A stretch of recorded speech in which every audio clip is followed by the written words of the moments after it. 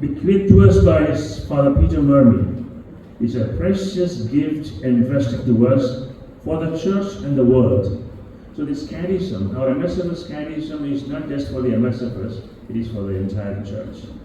We use this catechism for the sanctification of the people of God. So to love our MSFS catechism means more than knowing it intellectually, it means embracing it with gratitude. We also need to be aware that when a bishop invites an MSFS to his diocese to start a community, we patiently together toward perfection, trusting God's grace, to journey together toward perfection by loving and living our MSFS catechism. This is something very, very important for our personal realization and growth. Our identity comes before mission.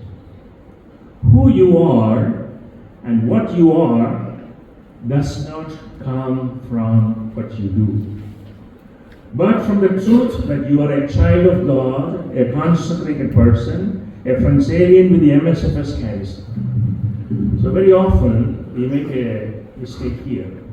We define who we are based on what we do, based on the apostolate, based on the position that we hold. That's why there is a clamor for position and offices today. Mission. And your identity as a consecrated person chosen by God comes before your apostolate. We are called before we are sent. In consecrated life, God does not first give you a task. He first gives you a relationship. Our vocation begins not with what we do, but with who we are. Chosen by God, consecrated for Him, and belonging to Him to live our catechism. Only after forming the disciples in relationship did Jesus send them on a mission. We know that from Gospel of Mark, chapter 3, verse 14. Being with Him preceded being sent by Him. We read there that Jesus chose them to be with Him and then to be sent out. To be with Him first and then to be sent out. So mission flows from identity, not the other way around. Jesus' mission stems from His identity. We know after the baptism, at the time of baptism, the identity was revealed. This is my beloved Son with whom I am well pleased. Only after this affirmation does His public mission start. Similarly, our effectiveness in mission relies on being rooted in our identity as beloved, consecrated individuals. So, our mission should flow from our identity, not the other way. Now, what happens when mission comes before identity? Some serious dangers. We define ourselves by our roles and accomplishments. We measure our worth through our productivity. This can lead to burnout, frustration, and loss of joy.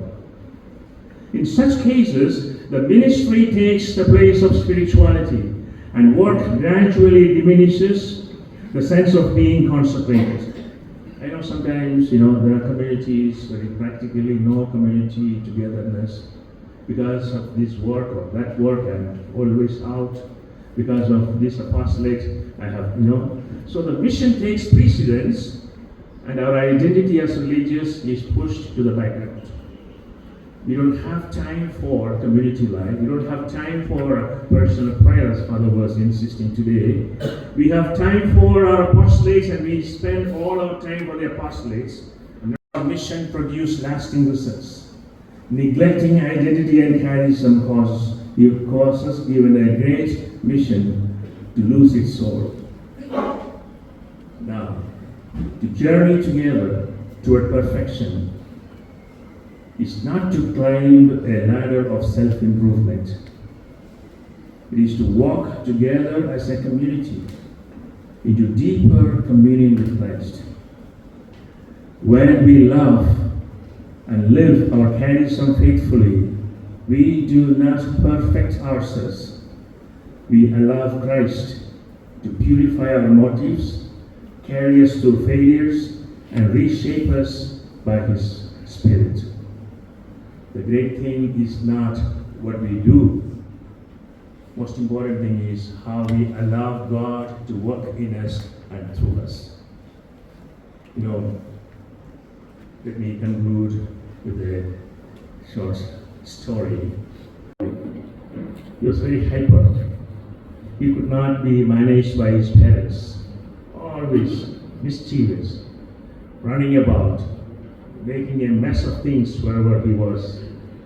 So his parents were really annoyed because they could not go to any functions or party or even to church because he would make a mess of the situation there. So little Tony was such a mischievous boy. So parents decided not to go for any party or gatherings or even to church. But one day, parents said, today is our feast day in the church, we should take Tony to the church. So they all went together to the church for the mass. And the parish priest, he was having the solemn high mass, and it was time for homily. The problem with Tony is that he would do just the opposite of what others do. When everybody sings, he would keep quiet. When everybody keeps quiet, he would sing. When everyone was sitting, he would stand up. When all were standing, he would sit down. So he would guess the opposite. So during the homily, the priest was, giving a fiery homily. And Tony just stood up on the pew. Everybody was sitting down. So his mother was a little embarrassed and she pulled him down. After a minute, he again stood up. Again, she would pull him down. It went on 3-4 times, and finally his mom was wild, and she also stood up and put her hands on his shoulders and pushed him down to the pew. And then pinched him on his ears and said, "You will never see this church again." This time, Tony was a little upset. He was, crying. A few drops of tears rolled down his cheeks, sitting quiet.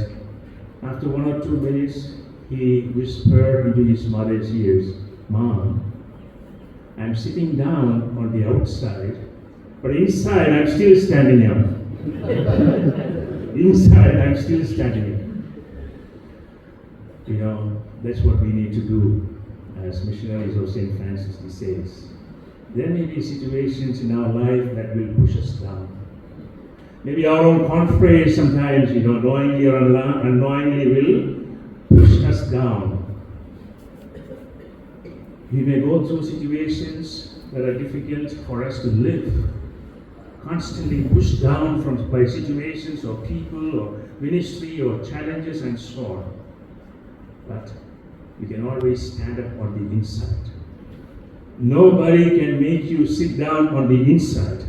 People may succeed in making you sit down on the outside, but nobody can let you sit down on the inside.